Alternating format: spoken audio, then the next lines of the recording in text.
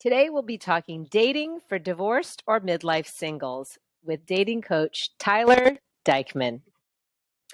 For more than a decade, Tyler has been coaching corporate professionals in the field of organizational and change management. A couple years ago, she started working with renowned dating coach Logan Ury. And since then, Tyler has been guiding clients to finding long-term relationships. Even she used Logan to find her now fiance, Adam. Tyler, can you tell us a little bit more, I guess, about what you do? Sure. And thank you so much for having me, Tina. I'm so excited to be here today on the podcast. As you said, a couple of years ago, we were coming out of the pandemic. I had been very single in New York for my entire 20s and early 30s. So a little different than the demographic today, but we'll talk a lot about what the differences are later on. And I knew that in my field of organizational psychology and change management, a lot of the challenge areas have to do with the person who is making the change themselves and not really the factors that surround them. And so I sat down with myself and I said, what can I do to change and hold myself accountable? And so I hired a dating coach, took a dating class, and realized pretty quickly that actually dating is relatively abnormal. And I know that like everyone's like, what? Dating's been around forever, but in today's world, it's pretty new, actually. If you think about the challenges of dating and the advent of apps and what that has done to change the dating landscape, it's really a new behavior that we're all navigating together collectively. And whether we're doing it well or not well, I think is something that is a new emergent field. So actually, I know 10 years ago, it was like, oh, are you on the apps, right? Back in the days of like Match.com and eHarmony coming into play. And Tinder came out in 2011. And so since then, we've seen a boon and a lot of social acceptance around dating apps. And I have a working hypothesis and theory that the new and next foray is actually going to be around dating coaching, where people will seek out help for accountability, for advice, to navigate this new land where you literally hear a new term every week. I'm sure we're all familiar with ghosting, then there's zombieing, and like the list goes on. I heard about all of these crazy things. I know. Yeah. And so staying on top of trends while also holding yourself accountable to the behavioral changes that you're making in yourself to either overcome dysregulated attachment styles or figure out your dating tendency and why you're chasing after one person and not the other, and what makes a good lifetime partner. All of these questions are things that a dating coach can help you sort through and really think through. And so when I work with clients, that's really the focus of the work, is helping them identify what are their blind spots, what are things that might be holding them back, and how can we work through it together. It's very interesting what you said about how the dating landscape has changed. So for any of my younger listeners, I think pre-apps dating is really about, or actually even like for our parents, was more about who's nearby. So a lot of people married their secretaries or their assistants or whoever's there, someone that they worked with, someone that they lived in the neighborhood with, someone that they went to school with. So everything relating to physical proximity. And because of the apps, you have a wide variety of choices. Yeah. And as we know, when there's more choices, it makes things actually a lot more difficult. And then you start thinking about what parameters you want. And I think that we're going to cover that today. Yeah. I'll go into the first question. So apps or no apps?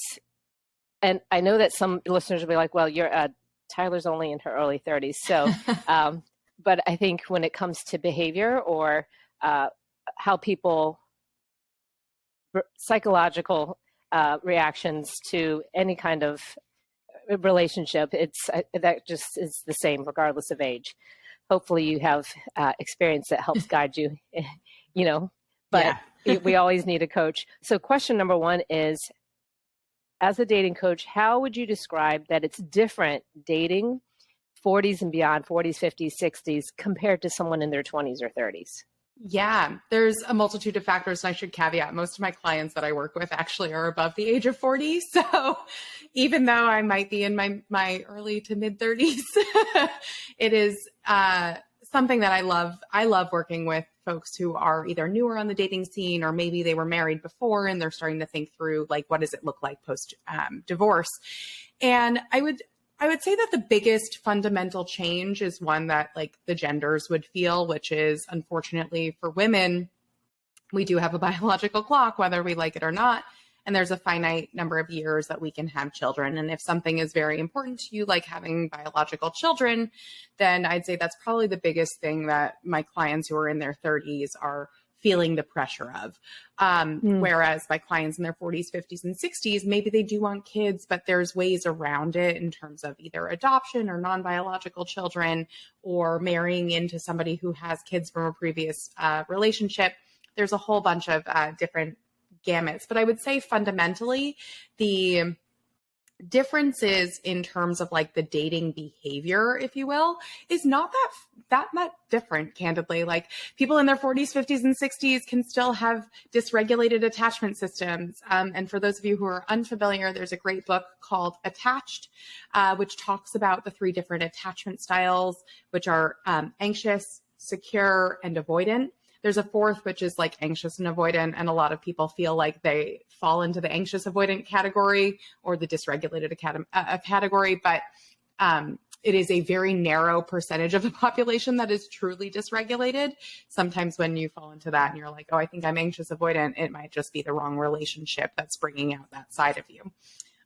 So one of the things that a lot of my clients in their 40s, 50s, and 60s, and I work with both men and women, a lot of them carry a lot of anxiety into the relationship that did not necessarily manifest before. But if you think about how attachment patterns form, and for those listeners who are not familiar with attachment theory, secure attachers are people who are very comfortable in attachment. So they'll fall into relationships easily. There won't really be a lot of friction.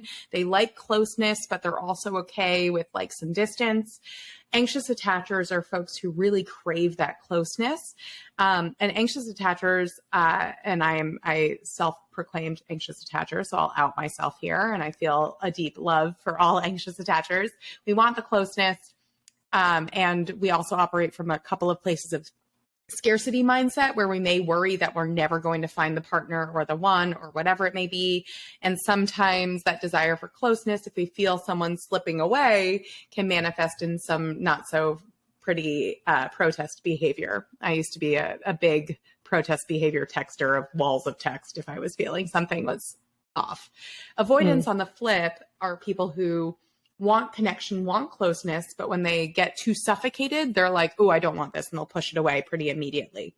And so you can see when you have 2 poles of the anxious and avoidant, like one who wants closeness, one who wants it but doesn't really want it, like they can get caught into this cyclical sort of like, I'm pulling you closer, I'm pushing you away, and I like the chase, and I like to be chased, anxious avoidant loop. And I would say that actually is prevalent no matter what age you are. So it can appear in your 40s, it can appear in your 50s, it can appear in your 60s. And if you were previously partnered, maybe you felt a sense of security in your relationship. And then all of a sudden you're cast into this dating world and you're like, oh gosh, what do I do here? And you're like, should I chase? Should I be chased? Do I want this? And your attachment style can change over time and change depending on who your partner is. I think there's one obviously that you gravitate toward, but you always want to find a partner who's going to help you feel more secure and centered in that relationship. And so I think that's the biggest crux. I think the other thing too is, as I said, dating apps are relatively new. I know that like the .com bubble of like online dating pre-existed Tinder, but the Tinder, Bumble, Hinge, Field, oh my gosh, there's like our time, 1,000,001 different apps that are out there. And it's like, how do I navigate this world of apps? What am I doing? How do I think about the paradox of choice? How many dates do I go on before I make it exclusive? I think all of these things are conversations in coaching sessions with my older clients where they're like, I have to navigate this world that did not exist when I was dating perhaps in my 20s. Right. And so I think those are kind of the biggest changes. Part of it is just technological education, or like, why do we like one app better than another? Like I always say, I prefer Hinge to anything else because it's a 2-click action versus any of the swiping apps where it gamifies it and it just becomes like something to do on the toilet. Uh, for those of you, That's so funny. I think that's what happens. It's totally true. So that 15 minutes, you're like, all right, I'm in the bathroom, let me go like swipe. But Hinge at least has some intentionality behind it. You can send a message, and I think it really does kind of give people that picture of who are they matching with, as well as some intentionality behind it. Can we go back to what you're saying about the types, like the type of attachment? Yeah. If you were to think about memes when they talk about men and women dating, like more in the cisgender world, that it's usually women who get attached quicker and men, like, sending the 10-page text, and the men who might just disappear.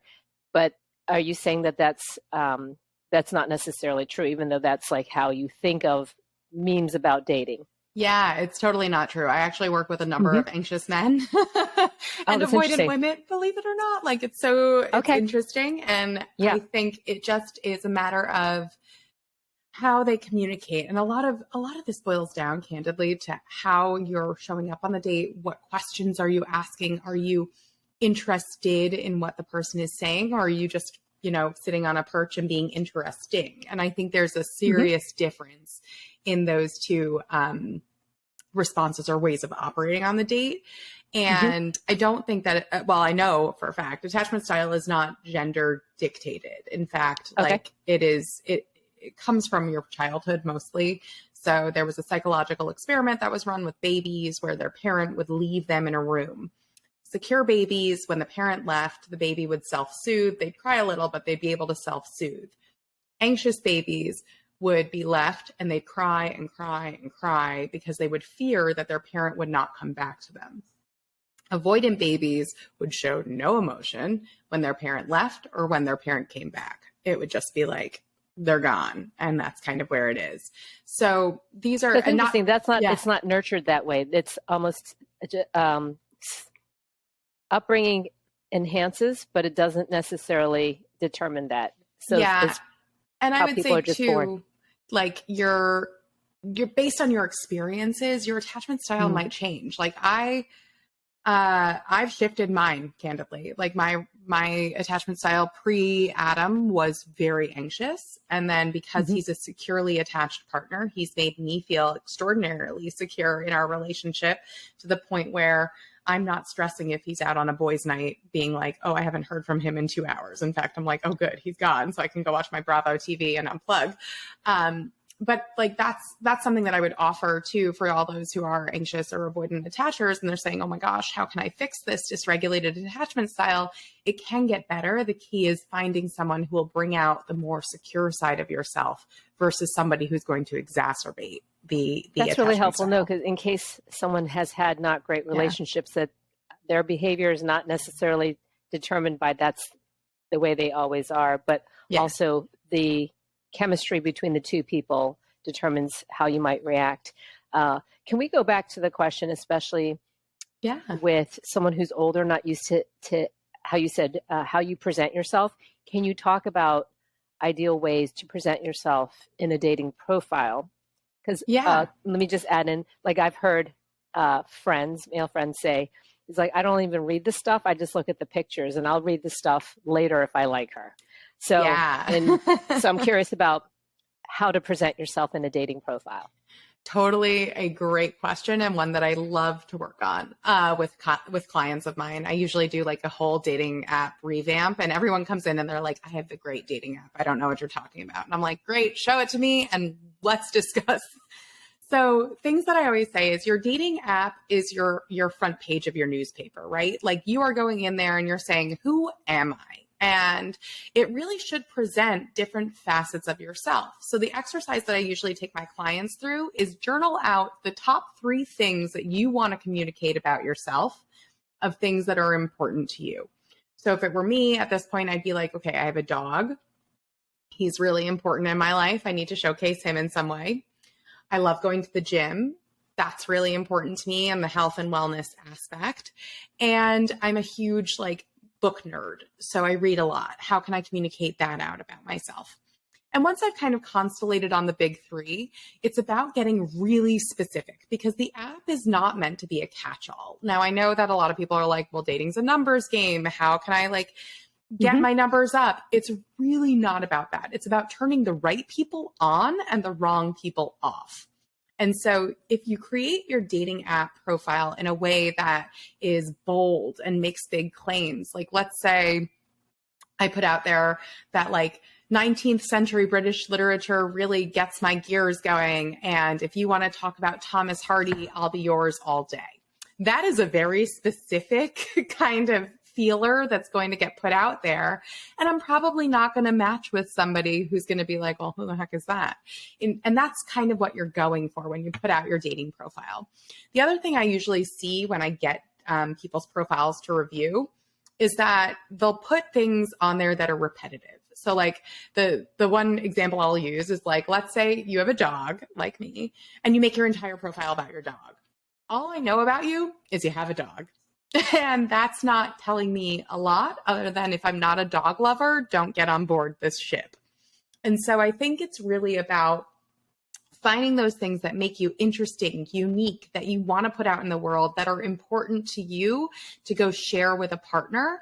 And then on the date, make it as non-interviewee as possible. I think that's like the other big piece of advice that I will impart is it's a date. It should be fun. It's not an interview. Don't sit across from one another and be like, so what do you do?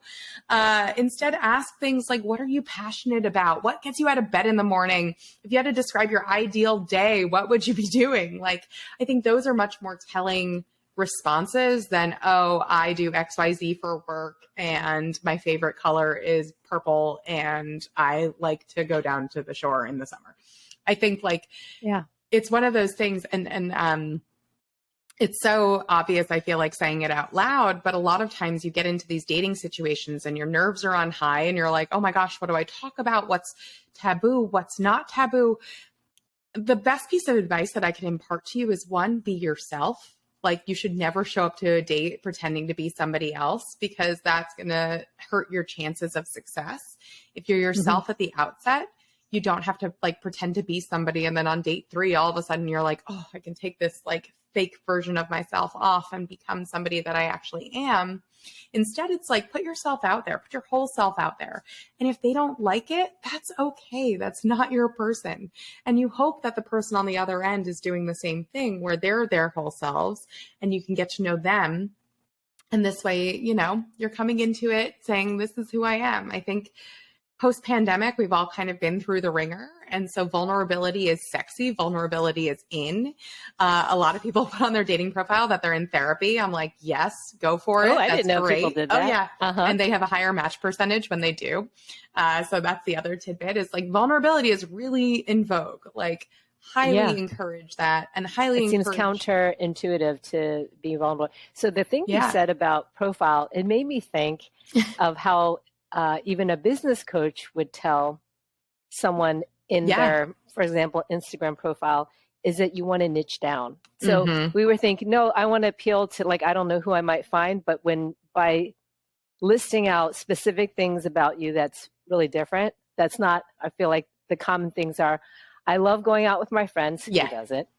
I love to travel. Who doesn't? Yeah. I love to laugh. Like who doesn't? But really niching down in what makes you different. Like if you are a bookworm, to talk about that, because you know there's a lot of people these days who don't read and they maybe prefer a podcast. But not that would. But you might have that in common. But that's really interesting to get very nichey about. Yeah, and I always love the ones when people tell me they love travel. I'm like, okay, tell me a country that you really love, or tell me a restaurant in a city that you've been dying to try, right? Like, then you start going down the path of something specific because really what a good profile will do is hook someone in with like oh, I want to talk about that. And if you don't have that hook or you don't have that invitation, it's really hard because to your point, like how many profiles say, I want someone kind and empathetic with a growth mindset. Or like we also want to hire that person too. Exactly. Okay, that's very helpful. Let me go on to maybe getting a little bit more specific to what would be common in mid-age is how would someone who's divorced with kids handle their dating, either with someone else who's divorced with kids or other single folks. But the idea of having kids and being divorced, that you're not coming into it's not baggage, but in some ways you have some history that someone else who has never been married might not have. Yeah. And this is where I couch it in vulnerability is really important, because you're navigating a landscape where you have something where you can't be as flexible, right? Like as an untethered person who does not have kids, you have greater flexibility because you're not worrying about whose weekend or weekday is on or off, or where do I need to be to do pickups or drop-offs. And I think that it's a totally valid question and one that comes up a lot. I find that a lot of the coachees that I work with who have children tend to date others who have children just because it's like an easier conversation to navigate. Yeah. Of like, I have a kid, you get it, this is how it goes. But if you're dating somebody who doesn't have kids, I think being upfront about that is really key. And also clarifying with the person who you're dating, like, they're not going to meet your kids until you're ready to have them meet your kids. And I think that's a really important thing that comes up a fair amount of like, how soon should I introduce? How late should I introduce? Like what makes the most sense? And it's really up to the person and what they feel comfortable with, but also what their ex-partner, who's also the children's parents, feel comfortable with too. I think it's like a shared conversation of like, do we introduce people to the kids when we're really serious? Do we introduce people to the kids to somebody we're casually dating? Like, these are all conversations that I think if you're in a co-parenting situation, you should have some clarity on if you're in a healthy talking place with your ex-partner. Yeah. And then with your current partner that you're dating or somebody that you're going on a date with, I think lead with that vulnerability. Say like, I do have the obligations of my kids' insert schedule here. And so I may not be as flexible. It's not that I'm not interested. It's just I have to balance kind of my cadence with my family and with the life that I want to lead. And I think anybody worth their salt will respect the crap out of that and will say, this is great. And like, thank you so much for sharing. And if they don't, then again, they're not your person, right? Like we're in the game of like, how do we find the people that our pox and all, our scars are coming through and we feel good about that and they feel good about that versus somebody who's going to admonish or not accept or whatever it may be. Because I think that kids are huge. They're a huge part of your life. And like, you can't just throw them by the wayside to go have a good time. So you want to find somebody who's going to be compatible with that and find somebody who's really going to allow you to navigate that water of like being a parent while also being a single human. It sounds like this is also a time where having a dating coach is helpful because as you were describing that, I was thinking how, and no matter what you're doing, how communication is key. And probably the hardest thing about dating is the idea of not being afraid to tell someone that without thinking, what if this person's great, but what if this turns them off? Yeah. And while logically we know that it is better to communicate, but we know in our work lives and everything else in life how communication usually is where all the friction comes from between people, dating or not dating. So, and I think it sounds like as a coach, part of what you do is help people. It's kind of like what a therapist does. They're like, you could say it this way and present the situation and then how people realize it is better to say something than to not say something. 100%. And I also think too, like, let's say as you're thinking of your big three for your dating app profile, your kids come up because oftentimes they do, right? They're a big part of people's lives. Then they should be on the profile somewhere or some allusion to the kids should be on the profile somewhere. If you don't feel comfortable putting photos of your kids up, which I totally get, totally understand, at least some line of like, I enjoy being a great dad or I enjoy being a great mom. And like, that's a very open, easy way to say like, I am a parent and I am letting you know. Yes. Yeah. So my next question, actually, I think someone had asked this when I posted this on my social. What if you're not attracted immediately, but the date has many other traits you like? And I know that, this. And that's hard. Like you don't know when to write that off and when to keep moving on. Yeah. So there is a concept that Logan actually coined, and I'm going to drop an F bomb. So, listeners, you're warned, called fuck the spark. The spark is bullshit, candidly. I know that a lot of people are like, oh no, it's like lightning strikes. And like, to go into some of the theory behind this, there's three types of dating tendencies that people have. The first is the maximizer. I am also a maximizer. We're checklist people. We have like a million and one parameters. We're like, if they don't meet all of my qualifications, then they're not it for me. And like, I know that sounds harsh or callous. Most of the time, men tend to be maximizers, but I'm finding that more women in business or maximizer tendencies are coming out. And so if you're someone who like spreadsheets before a vacation or needs to be extraordinarily planned and thoughtful, you're probably a maximizer and you fall into that camp. And the challenge for the maximizer is they have unrealistic expectations of their partner. And the thing that I would say to them is like, you're not perfect yourself. I know that is like a hard pill of humble pie to swallow, but have some grace for somebody else in the equation too. Because if you're not perfect and they're not perfect, you two imperfects can make a whole perfect match no matter what. And so their biggest fear is settling, but I challenge you all to satisfy.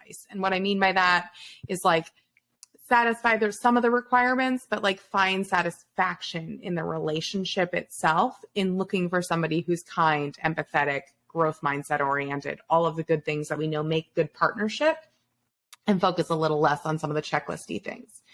The second dating tendency are my romanticizers. I call them the Disney lied to us people. They want like the meet cute. They want the butterflies and like, you know, sparkles to emerge when they meet their person and the like heart eyes, awooga. They're the people who have the unrealistic expectations around relationships themselves. And so for them, they want everything to be easy. They want to feel instantaneous attraction. They want to feel like everything is smooth. And we all know, for those of us who are partnered, relationships are not easy. There is a lot of communication and a lot of work that goes into making one healthy and successful. And so if they're going in with this sort of like, I'm never going to date unless I have this sort of rom-com-esque meeting story or something cute to put on our wedding website, that's going to be their pitfall. And so my biggest piece of advice to romanticizers is try to focus on aspects of the relationship where you can build a relationship together that you want. And it might feel like a meet cute later on. The third type is my hesitators. And so they're people who are I will date when I lose 10 pounds. I will date when I lose, or when I earn X amount of dollars. That was a total flub. Or when I have more time. Yeah. When I have more time, whatever. They make every excuse in the book because they have unrealistic expectations of themselves. And so for hesitators, the biggest thing is just get out there, do the thing. And that's like the hardest one to do because it's so scary and you don't want to get hurt. And you're like, well, if I put it off, they're not going to pick at my insecurity. And I say all this because all three types tend to have this sort of like, I don't know about what I call a slow burn. And a slow burn is somebody who maybe on the first date, you're like, they're interesting, there's something here, but like, I don't know if I feel that spark, or which is usually what people are alluding to when they say attracted. And I always say, go on the second date. Make the second date your default. Try and get out there because the first date you're going in, nerves are high. People don't have the best limbic system mitigation on the first date. They're all anxious. They're like, I'm going to talk too much. I'm going to say the wrong thing, whatever. Second dates are much better for really judging, do I feel attraction here? And a lot of the times I get questions of like, well, how many dates do I need to go on to know whether it's a slow burn or I'm just not feeling it? And I say like, that's a good question. Yeah. Yeah. I usually say like 4 to 5 and people are like, whoa, that feels like a lot. But quite candidly, a slow burn can take some time to open up and it can take some time to get to know somebody. I think in today's world, we're very quick to say, date one, didn't feel it, going to call it, because we live in a world of immediate gratification, right? Like we can order groceries on our phone. We can get takeout in 5 minutes or less. Like it is go, go, go all the time, especially in the New York metro area where like hustle culture is tantamount to life.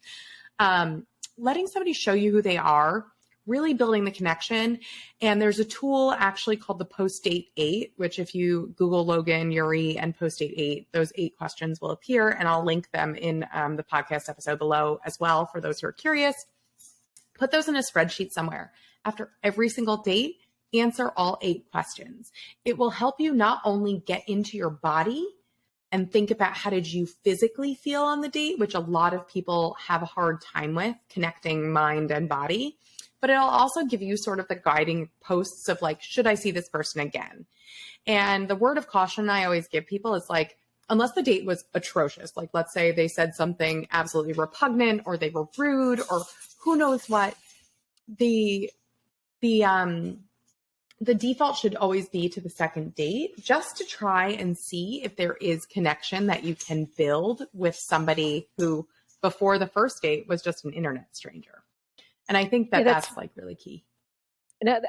Even getting to know friends. It takes a year to like really get to know people. So I think you're there was right some, in some stat that by writing off a date after the first one, it's not fair. Because I can think of it even like coworkers that you might not have liked when they first started or you first started, met them, and then as you had more exposure to them, you might have changed your mind. Even though we like to give weight to the idea of trust your gut instinct. Yes. Yeah. No, the first meeting is like 0.005%, I think, overall the time you will spend with this person if you wind up partnered with them. So I always say the first date is like a wash, which I know people are like, what?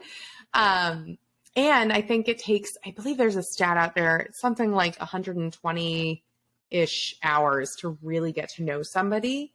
So if you haven't spent that much time, and like there's another dating coach, her name is Matchmaker Maria. She has like a 12 date rule, which is basically like, don't sleep with somebody until you're 12 dates in. I don't agree with that. I think you can sleep with somebody whenever you want, but like, or when you feel ready for that. Yeah. But her point being is like, you don't really know somebody just based on a couple of hours of getting to know them. So take the time and get to know them on a deeper level. Oh, that's interesting. Yeah. I can't see in today's world, Gen Z doing that, but I don't know, maybe an older generation, but that seems like a long time. But I also see the logic behind it. So in giving people chances, how do you weigh or know if something's a red flag? Like you feel gut wise, this is a red flag. Is this relevant? Is this something I can overcome? Can you discuss the idea of red flags? Yeah. Oh, I love this question too. Okay. So there's a podcast I listen to and they play this game, Red Flag or Deal Breaker, which always cracks me up. That's exactly what we're asking. What's a red flag? What's a deal breaker? Exactly. And it's going to depend, right? Like I think everybody is different on their deal breakers, but I always say get really crystal clear on deal breakers. And what I mean by that is like, I was working with a client and they were like, well, going to university is an absolute deal breaker. I need somebody who's college educated. And I was like, okay, let's talk a little bit more about that. Help me understand what is the driving factor in that, because you're cutting off a lot of people if you are not, putting you're not casting a wide net. And they were saying that what they really were looking for is somebody who's intellectually curious, who's well-read and well-rounded. And I was like, well, does a college education necessarily like couch with that? And I know that like, yes, it definitely does help. And people who are college educated will definitely have those qualifications in some cases, but not everyone. And what we kind of got down to was the granular thing that this person was looking for was an intellectual. And so when you start to think about your person or your traits of somebody that you want to be with, the things that we think matter actually don't. Attractiveness, surprisingly, does not matter as much. Like, yes, you should be somewhat attracted to somebody. Like, I'm not suggesting like date somebody who you don't want to like see naked, but it doesn't really matter as much in the long term. Instead, what I think matters is somebody who exhibits growth mindset. And what I mean by that, there's this famous psychologist, Carol Dweck. She wrote a book called Mindset, where she studied gifted and talented kids in elementary and grade school, basically. And the GT kids who emerged into the real world basically because they were raised in an environment where you were given, if you had the right answer, you were right. That was rewarded. They actually entered into the real world with what's called a fixed mindset, meaning that they are there is a binary, there is good and bad, there is yes and no, and that is it. And if they hit a place where they had to try or work at something, it was really hard for them to accept failure and overcome that. Whereas you had kids whose parents celebrated the journey or studying and the like lifelong trajectory of them getting to the place where they got to, and they emerged into the adulthood with what's called a growth mindset. Somebody who is embracing failure fast, somebody who can think through things and not just necessarily get stuck and mired in that sort of, I was wrong and now I have to pivot space. So that matters probably most. I would rank growth mindset in a partner like highest of the highs amongst good communicator and all of that good stuff. Finances don't really matter as much either. I think what matters there, because a lot of people are like, oh, I want to date somebody who earns X amount or who makes the same as me or whatever it may be, because I have a lifestyle that I want to upkeep and they have, I don't want them to impugn on mine. And I think that the thing that I coach people on there is it's not really the money, it's how you see the value of a dollar that matters more. Yes. Yep. Because someone can make a lot of money, but they could just they're just constantly spending. And that's exactly. So it's like, do we having see the same money philosophy? 100%. Do we see money the same way? Do we feel the same way about it?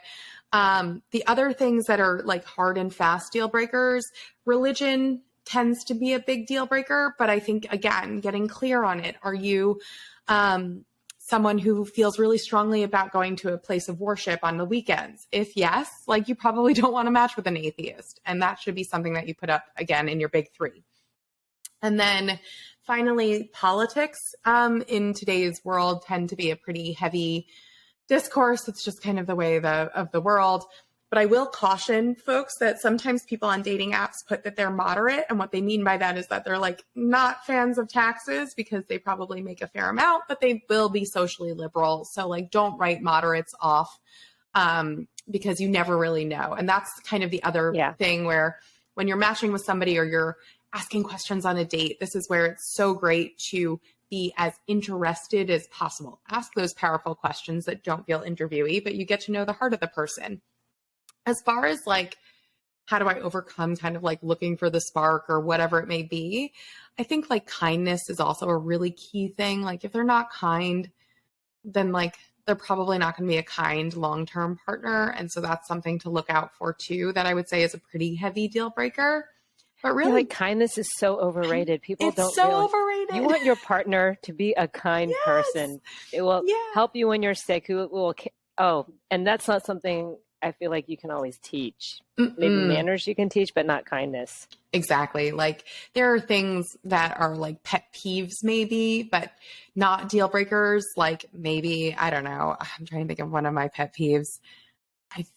I remember I was like thinking through what would be something that would annoy me that wouldn't be like a damaging deal breaker. I was like kind of waffling for a while. I will tell you just to open up to the listeners, I had some shallow things about me when I was dating too. And I had written off people who were like maybe balding. And I was like, oh, I can't see myself being attracted to them. And then my world was totally blown up when I had a coworker who like I had gotten to know over time. And I was like, oh, they're actually kind of cute and they didn't have hair. So you know what? Like our type, what you think you know your type is, you don't. If you had told me that I would have wound up with a 5'11" redhead, I would have told you you're crazy, but that's where we are in this life. And so I think that we put a lot of emphasis as a society and also in our dating lives of like, how do I pick somebody who's like hot enough or who's insert adjective here enough? When really we should look for who's somebody that's going to make me happy, who's somebody who's kind, who's thoughtful, who's showing up consistently, who's learning with me, who's, brave in the face of adversity, who doesn't really get their feathers ruffled. I think all of those things, emotional regulation, all of that makes for a better partner from a predictive standpoint than like, oh, well, they weigh X amount and they have hair and like all of this stuff that really doesn't matter in the end. Yeah. Some of those traits, I think you don't realize you'll value until maybe experienced with in other relationships, or you meet someone who has these traits that you've not formally been involved with, and you're like, oh my God, I really like how this makes me feel, or how our relationship is because of these traits, like Yeah, kindness. 100%. So how, in this era of like so many choices, how do you sort through the swipes on who to meet and who not to meet? Yeah. Well, if you're architecting your profile in the way that I said, you're going to actually notice probably a dip in who matches you. And that's normally the number one complaint. When I start working with somebody, we re-alter their profile, they're like, I'm not getting as many likes. And I say, that's a great thing, because that means that we're doing our job of turning the wrong people away from us, and the right people will come to our front door. I always say that on the apps, the goal of the app is to not have a pen pal. You want to get to the date as fast as possible. I love it. And Don't have a pen pal. You want to meet. yeah, exactly. I want a date, not a pen pal.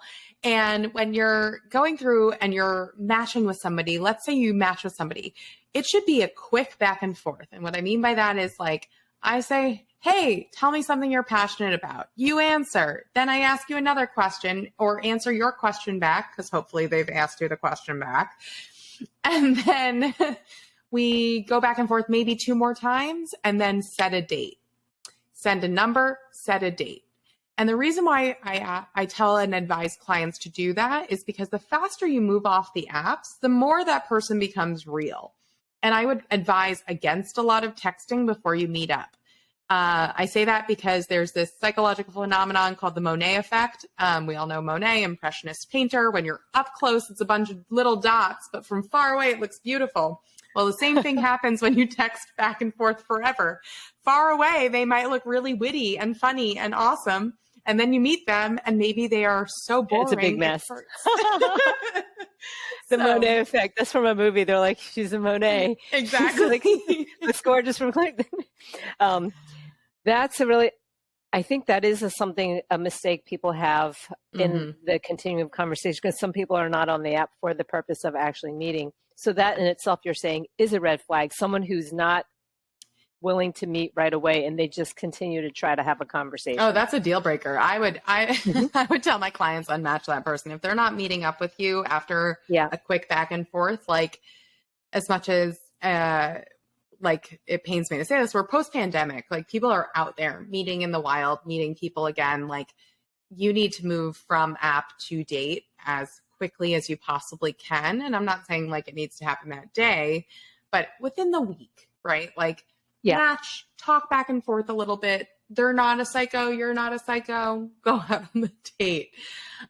Just because if you sit there and you text forever, that's like wasting time. And the sunk cost value of that relationship is going to elevate the more that you like put it off. You're like, well, I'm investing all this time and building this narrative with this person that I haven't met up with yet.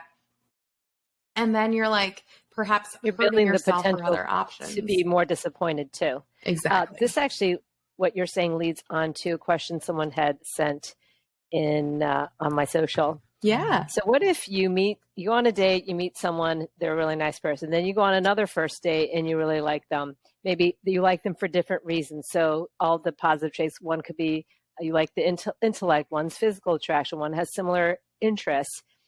And after you go on 4 first dates like that, how do you know who to call for a second date?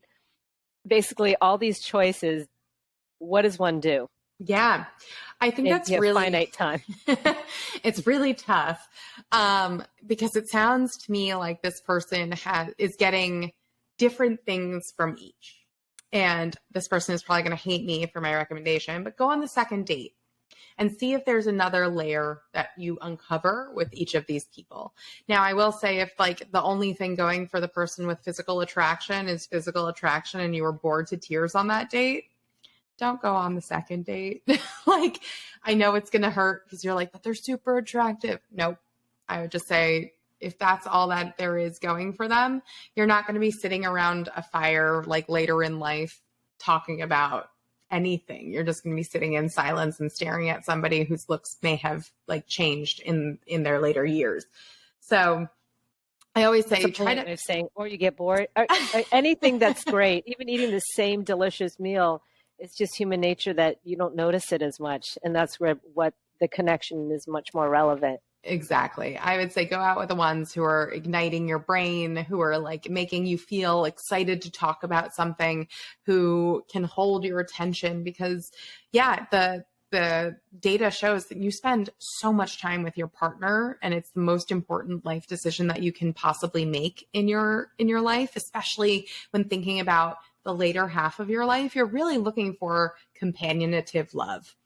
And like finding that person who will be there with you when you want to travel, who will support your career aspirations, retirement aspirations, everything in between, and really go on that journey of that later in life kind of cycle with you. And if you're going out with them and they're like boring as a doornail, but super hot, that's not really going to produce companionative love. It's going to produce lust, and lust fizzles. As much as we all think and delude ourselves that it doesn't, it does. And you want at the end of the day, someone who's your best friend, who you can come home to and like have fun with. That being said, there is this concept too called other significant others, which is not like somebody that you're dating multiple people. It's not dabbling into poly. I know a lot of folks who are perhaps divorced I've been hearing a trend now that more people are starting to like dip a toe into the like non-monogamy pool. I'm going to couch that for another podcast episode. I was going to actually, that was a question by someone about what if your post, we'll make it another question, who's just like, I don't really want a serious relationship. After being divorced with kids, I just want to go and have a good time. Oh, definitely. Go do you. I always say it's like, New York's a big city, any big city or small town, you can go have a fun time. And it always helps to kind of like heal from that. But I would say back to the person who's like going on those dates, like it's kind of one of those things where if you're feeling anxious about too many choices, the other thing I would offer as a piece of advice is don't date more than 2 people at once.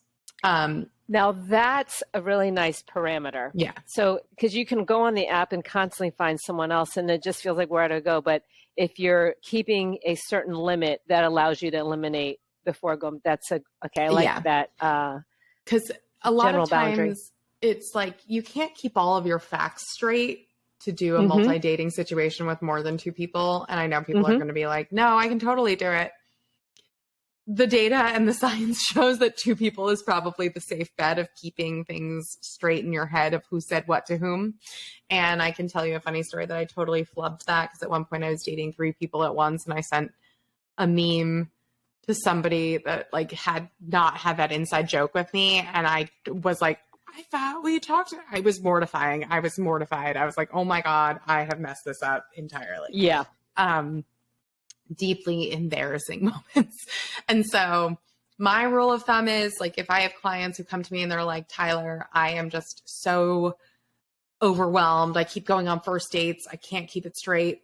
No more than 2 people. And it's okay to let people sit in the apps and not converse with them until you're ready to converse with them. I think, again, going back to immediacy culture, like don't let a conversation that's open sit for more than 24 hours, but also like you can control the flow of how many people you're matching with. And I would highly encourage you to do that so that you don't get overwhelmed. I love this. Now I think about that example as when people try to manage their time and work and you time block. This to me is like dating time block. You're like, okay, just focus on this. Yes. And then you can also move on. But you know how some people also time block by not checking their emails all the time, just doing it certain times a day. Yeah. And that's what you're doing by keeping the pool of people, by not answering right away because you're trying to time block with 2 people at a time. That's great. So a lot of things that happen in regular life apply in the dating world. Very much so. And that's because dating is a part of life. I know it's like kind of new, kind of weird. Like, do we go on a dinner date for a first date? Do we do drinks? Do we do coffee? No coffee dates. Please stop coffee dating. It is not sexy. Oh, wait, why? Can you tell me about that? Yeah. Why not coffee dates? I just assumed that would be like no pressure. I know. A lot of people do. I used to be a proponent of coffee dates, but coffee dates are the death knell of building intimacy for some reason. So I have foregone them. Like That's interesting. Okay. A lot of the date is set in settings. So you want to find a space where you can sit, where it feels datey and it feels intimate. The other thing too is there's sort of like seating politics where you never want to be across the table from somebody that you're on a first date with because it feels like an interview.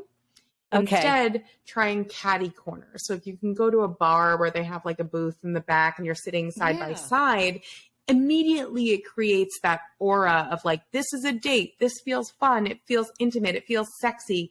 And you want to create those spaces because that's going to allow you to, again, get into your body, feel things a little bit differently versus like, oh, we're in broad daylight and everybody can see everything and it does not feel sexy or cool or fun. And so I always give the word of like, you know, go to a bar, go somewhere that feels like more romantic, or go on something where you have a third object and it can be fun. So there's like, in New York, there's a mini golf place called Swingers, which is like very funnily named, but it's a great first date spot because you have 18 holes of mini golf in a ridiculous environment. It's dark, it's competitive, it's fun. Great first date. I preferred activities on a date when I was dating, just because then it didn't feel interviewy. Yes. You didn't have to look in someone's face. I didn't like having a dinner because you feel like the dinner is still an interview. You're like, how much longer do we need to sit here? No. And stare into each other's eyes, even though we don't really know each other. We're just internet strangers having a meal. That's right. Yeah. I have one last question to wrap it up. What are the gender-specific challenges? Yeah, it's so funny because everyone's like, it must be easier for men or it must be easier for women. And like, the funny thing is, it really boils down to like, it's just hard to find connection in today's world. Like, I hate to end on that kind of like bleak note. And I don't think that there is a ton of gender specific challenges other than if you're in your early 40s as a woman and you do want biological children and you're like racing against the clock. That could be something that I would say would be a gender specific challenge. But beyond that, really, I think the challenges are very similar insofar as like they're communication based, they're connection based, they're how do I find the matches that I want to go out with? How can I, continue to further the connection? How many first dates is too many first dates? Or I didn't feel a spark, but we all know, fuck the spark. We're all going to be saying that after this episode. Fuck the spark. And so I think that like those are the things that manifest and there's no real gender attribution, which is a beautiful thing. But I also know that like some people may be like, well, I want some concrete answers because I'm a woman in my, insert age here, or I'm a man in my insert age here. There's not a huge difference. It's just a matter of like that. How do we find everyone connection? has the same challenge. And it's really about, like you said, the challenge of finding a connection in this life that we live in. Exactly. Even with friendships. Thank you so much, Tyler.